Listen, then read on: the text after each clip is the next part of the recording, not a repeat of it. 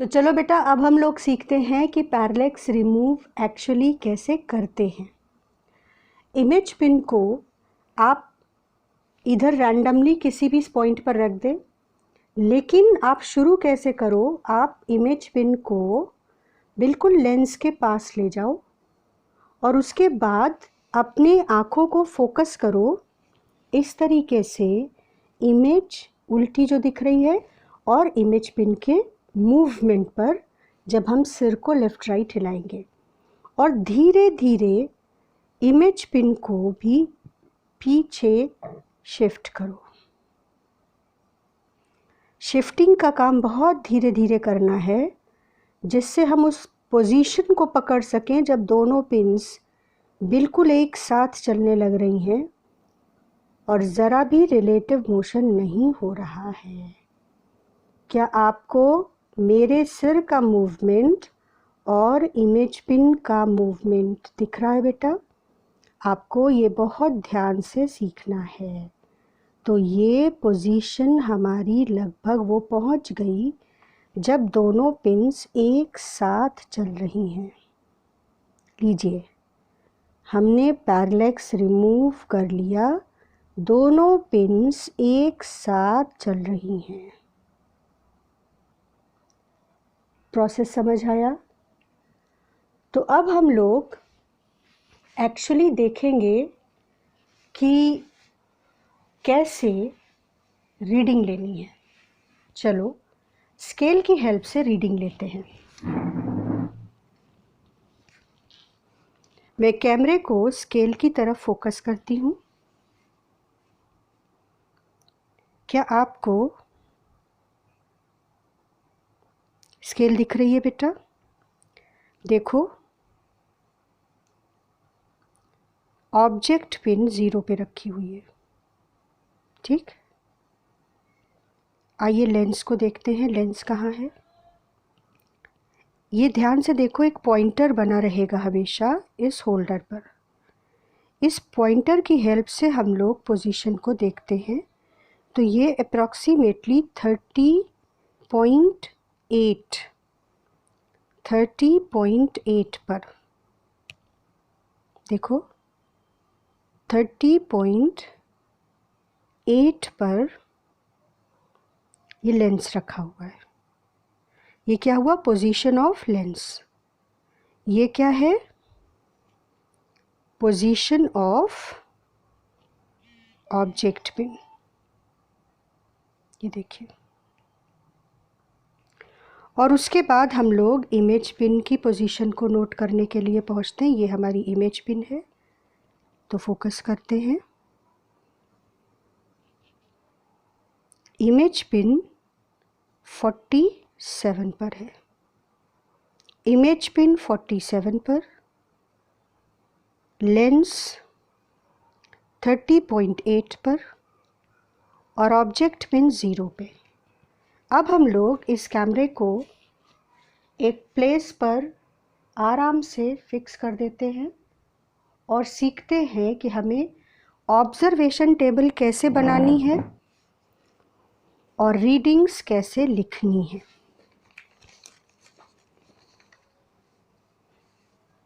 चलिए observation table का पहले फॉर्मेट देख लेते हैं।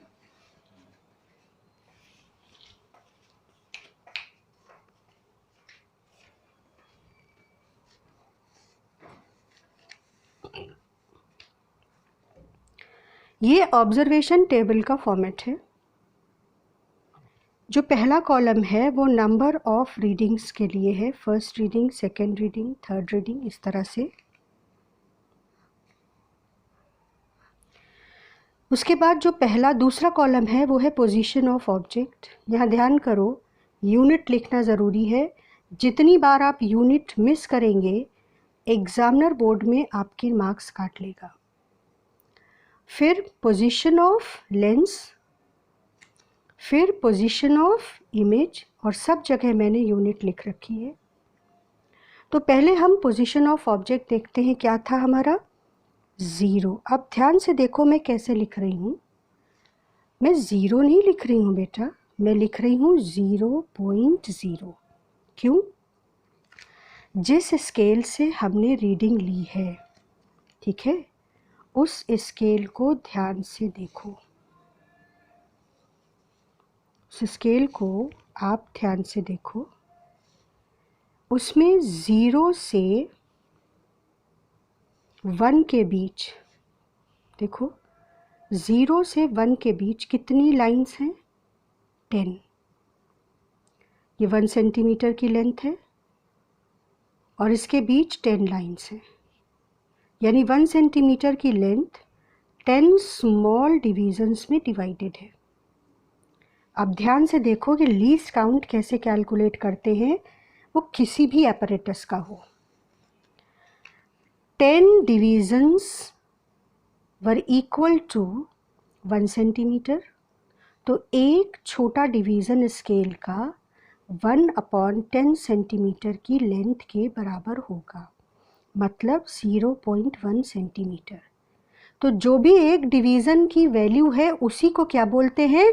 Least count of the apparatus। तो ये बहुत ज़रूरी है, इस पर तुरंत मार्क्स कटते हैं। Least count of metre scale जो हमने यूज़ की यहाँ पर, वो है 0.1 सेंटीमीटर, ठीक है, या 1 मिलीमीटर। अब क्या होगा कि जो भी लीस्ट काउंट है हमारे apparatus का, हम ध्यान से देखेंगे कि उसमें डेसिमल के कितने प्लेसेस तक नंबर है।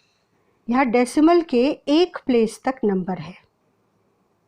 तो जब भी हम इस स्केल से रीडिंग लिखेंगे, ऑब्जर्वेशन लिखेंगे, तो हमको डेसिमल के 1 प्लेस तक लिखना होगा। तो इसीलिए मैंने यहाँ पर लिखना था मुझे 0, पर सिंपल 0 नहीं लिखा बेटा, 0.0 सेंटीमीटर लिखा। फिर लेंस की पोजीशन अभी मैंने क्या पढ़ी थी? 30.8 सेंटीमीटर। तो यहाँ पर तो लेंस अपने आप 30.8 सेंटीमीटर आ रहा है। और उसके बाद हमने इमेज पिन की पोजीशन क्या पढ़ी थी? 47। तो देखो कैसे लिखेंगे, 47.0, खाली 47 नहीं लिखना है।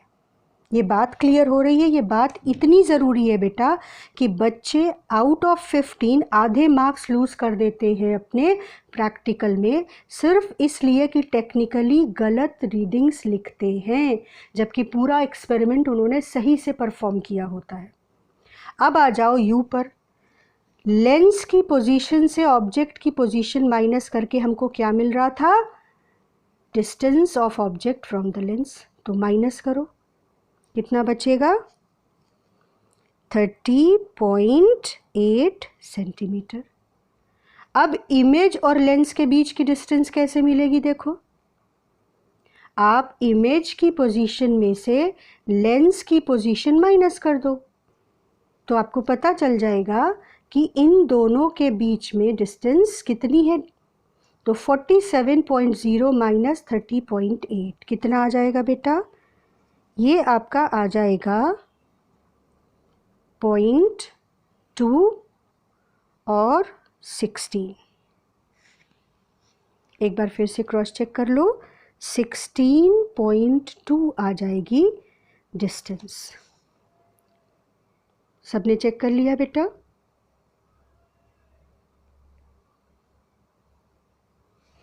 तो ये u हो गया और v हो गया, दोनों मिल गए हमको। अब कैलकुलेशन का पार्ट आता है।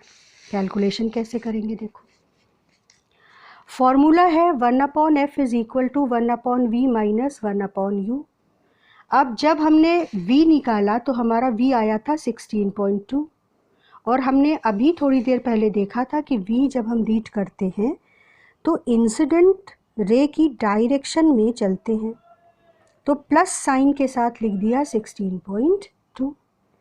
और जब हमने u देखा तो u हमारा आया 13.8, लेकिन हमने अभी देखा था थोड़ी देर पहले कि 30.8 जो u आ रहा है वो क्योंकि इंसिडेंट रे के ऑपोजिट हमको रीड करना पड़ता है, तो तो ये माइनस साइन के साथ लिख देंगे 30.8।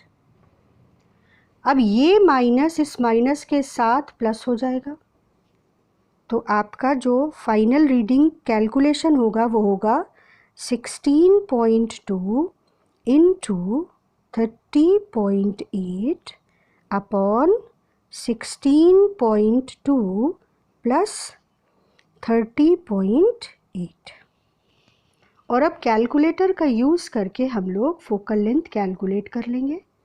फोकल लेंथ जो भी आएगी वो हमको डेसिमल के एक प्लेस तक लिखनी होगी या 3 सिग्निफिकेंट फिगर्स तक लिखनी होगी।